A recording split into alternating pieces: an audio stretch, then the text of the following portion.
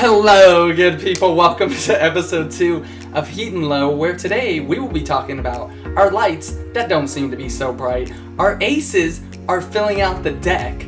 Our Golden Knights finally back in action with a new franchise surpassing them in a major way, plus a message from Mark Davis, the owner of the Las Vegas Raiders. All that is coming up. So, without further ado, can we?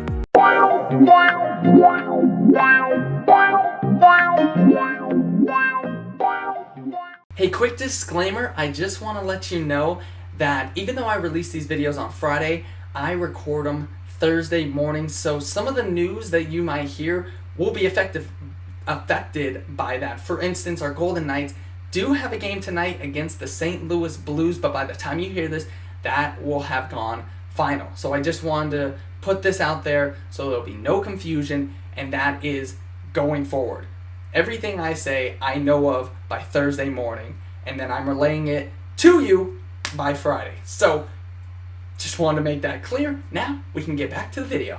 So our lights, they don't seem to be quite right. They're not turning on all the way because they're 0-2. Last year, they finished 11-15, failed to make the playoffs, and they're already behind the ball this year. And it's a shortened season at that. There's only 15 games due to the COVID pandemic, so they're really going to have to turn it around in order to make some noise, hopefully make the playoffs, and make a late run. They've lost to both San Diego and Reno, yet they've both been pretty close games. Now, they do have a rematch against San Diego this Saturday at 7:30, and I know you can say, hey, the crowd's not being there makes a big difference for all the leagues, the NBA, the WNBA, the NFL, which I don't know if there's going to be a season, but and MLB. I mean, you can name all these leagues, which you are correct.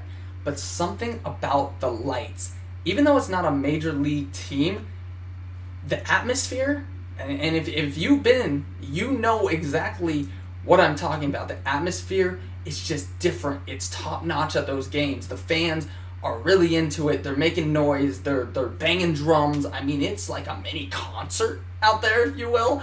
That's Ariana Grande for me. That's my concert. That's besides the point.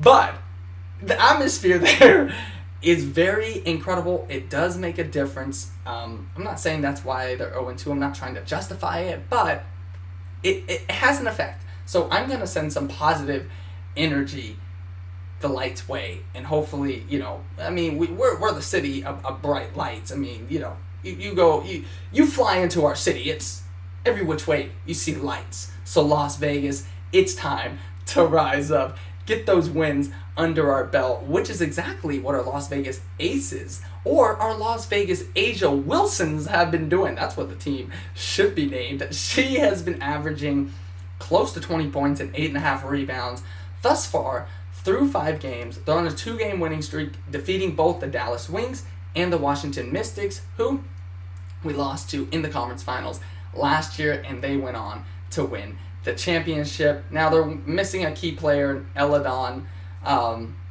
and so that is huge. But the thing is, I think what I'm seeing between A'ja Wilson, Kayla McBride, Angel McCoughtry, Jackie Young, Dearica Hamby, we have a lot of great players. They're not just sitting back and, we don't have Liz Cambage, we don't have Kelsey Plum, so let's just this season is a lost season, we'll wait until next year. No, they're not making excuses. They're going out, they're playing hard. There's still a ton of talent on that team, and they're having fun. There's a lot of camaraderie. Whenever I watch the games, I'm seeing a lot of high fives, a lot of smiles. Hey, we go to the huddle. We're all in this together. We're not isolating. Yes, you have the frustration, everything that comes with the game, but at the same time, there is a lot of, hey, let's pick our heads up and let's keep going. Let's try and bounce back after a loss. It's not like, they lose and, it's all hell breaks loose. No, it's they lose. What can we do better? How can we improve? And I see a lot of that just on the court, through their Instagram, off the court. A'ja Wilson is a goofball which is good. It's always good to just have that person that is committed to the game, also lighthearted at the same time. They've been playing so well, gelling so well. I'm glad they're getting wins, especially against the Washington Mystics, who have started strong, again, despite being down a major player. So I think that's key, and I'm hoping they can keep it going. They have a game today on Friday.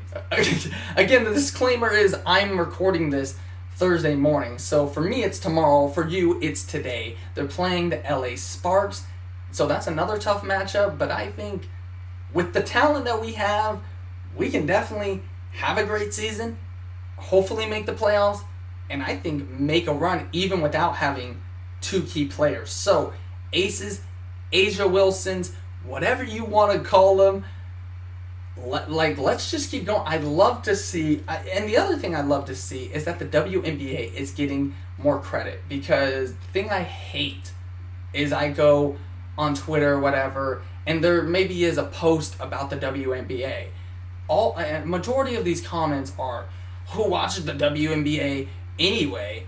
Like, you know, they always just get teased for having a lack of fans and a lack of passion, and they're not as exciting as the men.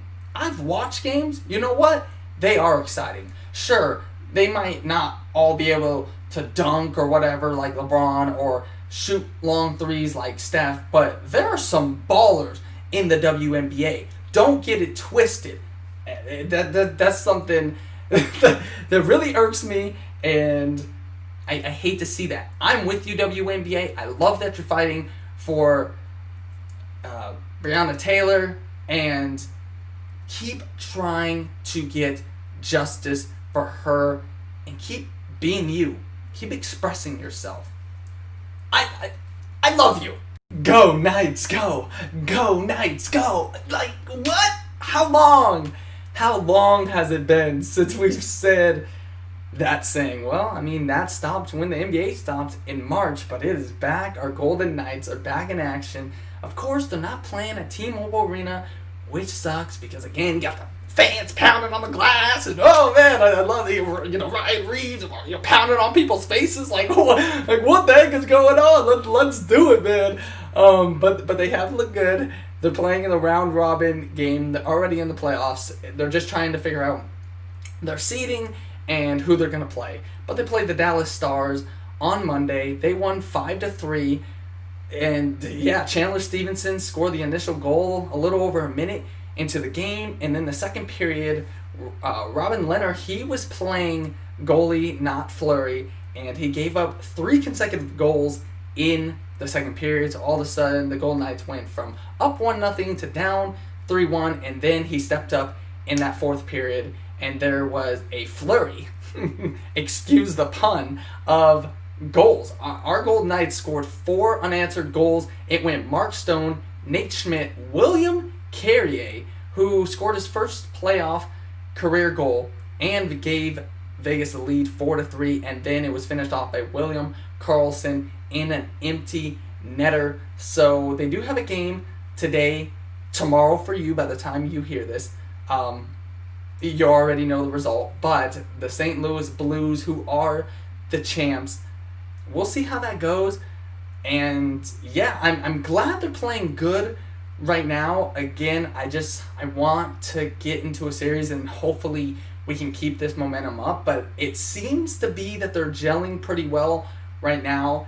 A good thing is I think they're staying poised, their resilience. Like, again, they could have fell behind 3-1 and kind of just folded, like, hey, nothing's going our way, we scored the initial goal, and now they're taking over. But they didn't. They remained calm, and they pulled it out. So that's what I'd love to see by our Golden Knights. I also love to see them taking a stand for racial equality. Whatever your stance is on that, that's besides the point. I think it's an important thing to do. You see all the leagues doing it. Obviously, we do have a African-American man on the team in Ryan Reeves, so I mean, it makes sense.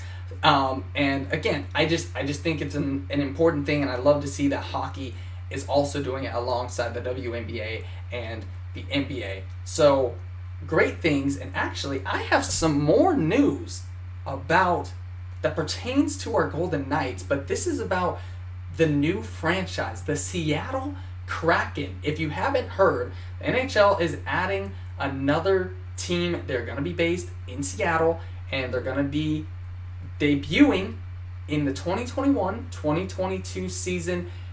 Their logo looks sick. It's like an S, and I don't know, you got to see it. I don't want to get, copywritten, but yes, the Seattle Kraken, their merchandise sales have sold 4 times as much as the Golden Knights, which is the biggest ever of an expansion team in the NHL. They rank in the top 5 professional sports in merchandise sales on Fanatics, seeking 20 million visits in the first day, and their season ticket wait list has skyrocketed to 51,000. Do you not think Seattle is excited to get a team? Because to me, they are. And I'm happy for them. Will they get an NBA team back? That still remains to be seen. But hey, putting hockey in Seattle, they have the Seahawks, they have the Mariners. Just like us, I definitely think there's going to be a crowd behind that. And again, if you haven't seen their logo, you really have to see it. It is sick. And we'll see, like I said, like how they'll do. Like I said, 2021-2022 season will be their inaugural season. The Golden Knights' inaugural season was 2017-2018, obviously, right after the fatal and tragic shooting that we had here on the Strip. But yeah, so that was great, and I'm happy for Seattle. I mean, selling that much, 4 times as much as the Golden Knights, and the Golden Knights are pretty salvageable.